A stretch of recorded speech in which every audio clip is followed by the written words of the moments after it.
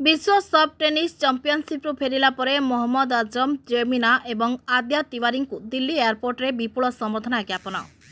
चलित मास 17तम विश्व सब टेनिस चैंपियनशिप रे साउथ कोरिया रे हेबाकु थिबा आनसोंग सेप्टेम्बर 4 रु 9 2024 जेमिना एवं आद्या तिवारी मिक्स्ड डबल इवेंट रे ब्रोंज मेडल पाई भारत को प्रत्यावर्तन करबा परे दिल्ली एयरपोर्ट रे तांको विपुल संबर्धना ज्ञापन करा जैतला। एसहित मोहम्मद आजम को अंपायरशिप संबर्धना दि जाता।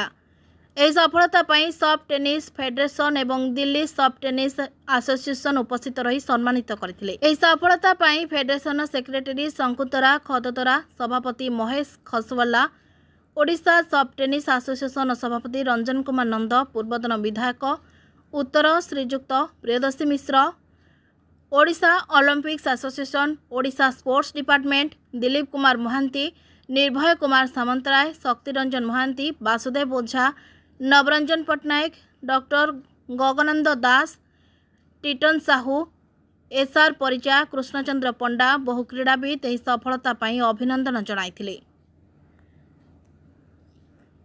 आम चैनल को अधिकरू अधिक लाइक, शेयर एवं सब्सक्राइब करंतु। Bureau report, Suryalok media.